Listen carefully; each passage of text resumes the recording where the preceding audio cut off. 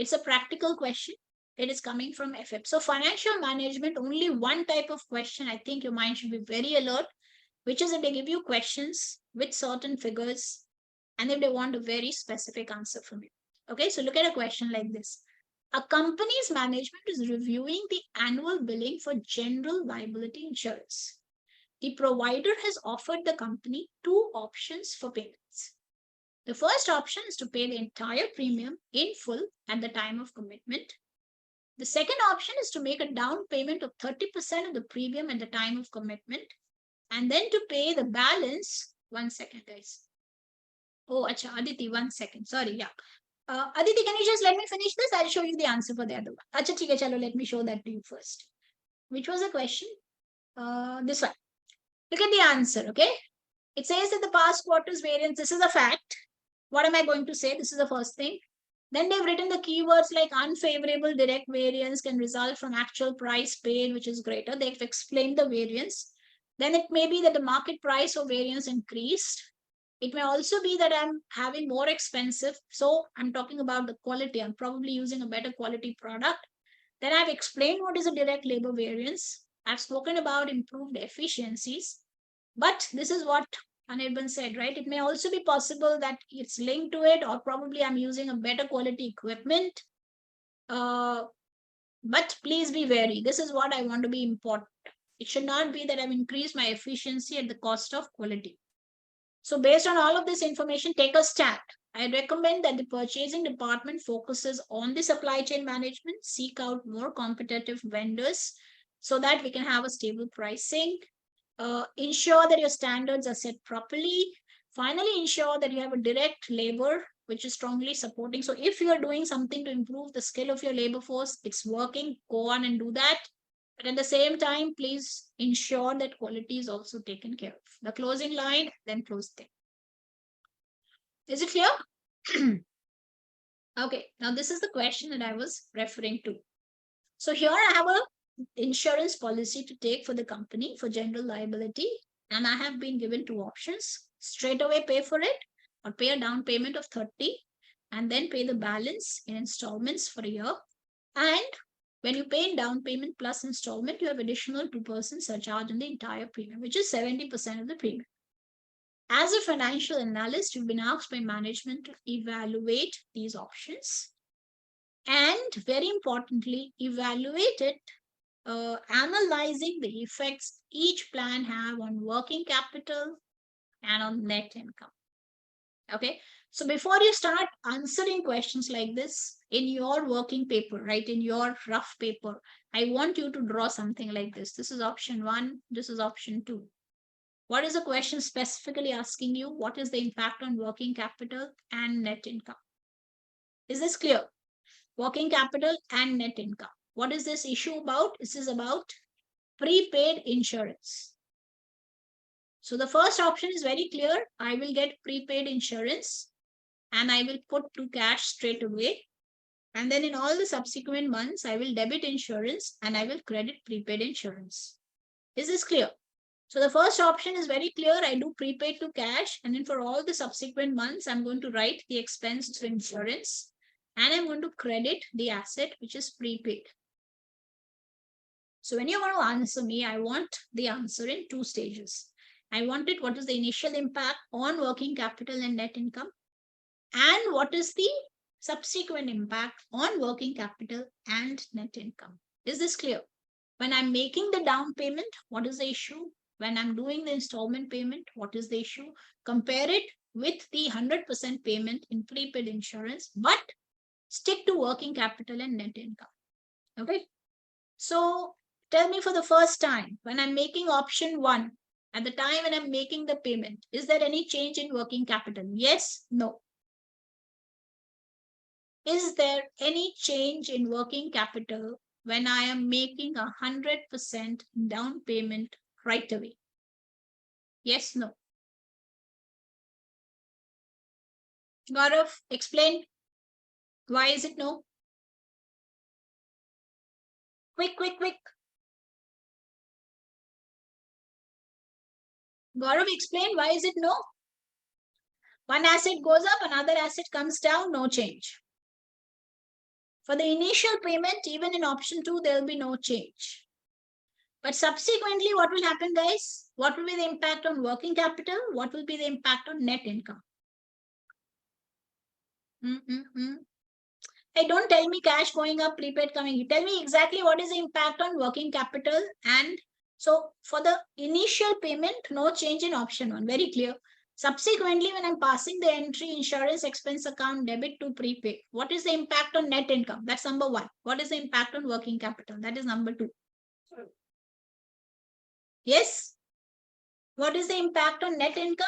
What is the impact on working capital? Working capital will go down. Very good. Because the asset is coming down. And net income will also come down because my insurance expense is going to get debited. Is this clear? Working capital comes down. Net income also comes down. What about option 2? Option 2 for the initial payment, no change.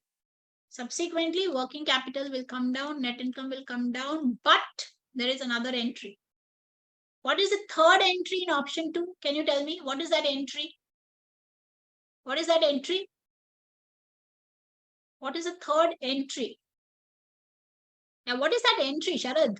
पता है मुझे surcharge है entry क्या है मुझे entry बताओ what is the journal entry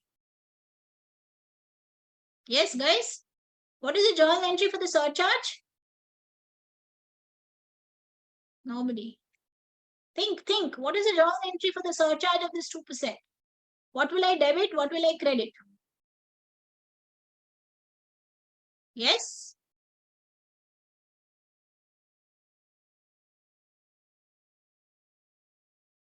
what is surcharge what kind of an expense is it that is my question okay very good Jay Shankar you're correct what is the name for finance cost. You're correct. Finance cost will be debited, bank will be credited. What is the name that you give for finance cost? Interest. Yes, no, guys? What is happening? Sharad, I hate that question mark in the end. Yes, of course. Okay, Swati, Sharad, Jay Shankar. Computer is a dud. Understand that. So if you write surcharge, if you write finance cost, computer will not understand. The computer is looking for a keyword, which is interest. There will be an interest burden that will be more in option 2 for the balance 70% than in option 1. And that will result in a lower working capital and lower net income to that extent. Is that clear? So you've got to mention the answer. How you organize this answer is most relevant. How you organize this answer is most relevant. Is this clear?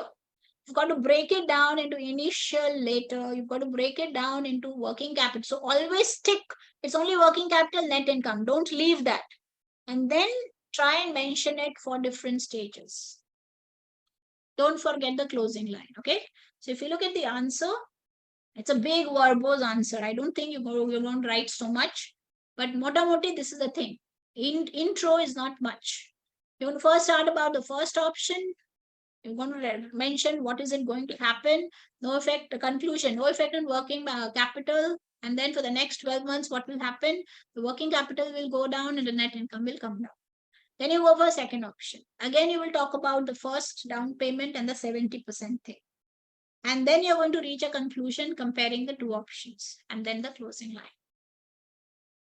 Is this clear? Everybody? Okay, one last sim we will take for the day before we end. Okay, so we have done costing, we've done IT, we've done economics, we've done COSO, we've done one sim of FM. One more sim I want to do before I leave you. Again, it's a very simple sim. The concepts are not much, but I want you to understand what to write in this sim. That's it, nothing else. In a meeting with Sam D'Souza, the manager of your company, he disclosed that the firm is in the early stages of negotiating $100,000 short-term loan with XYZ Bank, which is a local commercial bank with which your firm has no previous relationship. Okay? Okay.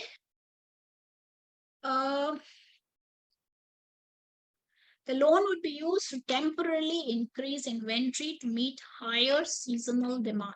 So I'm looking for a short-term loan from a bank that I'm not used to and have never transacted with. The bank has offered a 1-year $100,000 loan at 6% with the requirement that 10% of the original loan be maintained as a compensating balance. You have been asked to write a memo explaining the management what the compensating balance is and what will its impact be on what, quote unquote, the cost and the other elements of the proposed borrowing.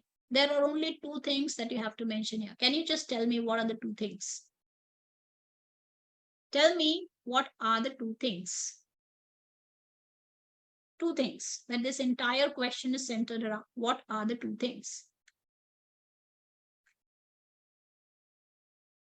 Yes, guys? What are the two things? Participate. Avna, what's wrong? Not hearing from you at all. Deepika, what's wrong? No, it's too offbeat. What is the effective cost of interest, Gaurav? Gaurav, unmute yourself. Batao mujhe, what is the effective cost of interest here? Stick to the question.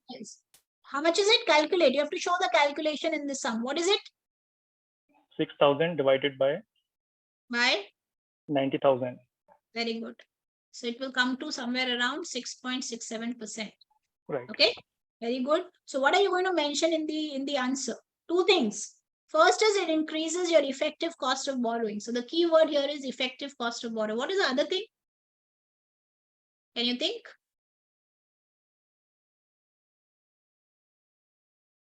There's somebody called Satish in this batch. Satish, I've not heard you at all. Can you unmute? Ame, I've not heard you at all. What is your opinion? What are you going to write here? Only two things, and it is evident on the book. You don't have to think. Two things. First, you have to describe what is a compensating balance. The fact that you cannot use the money that has been given to you.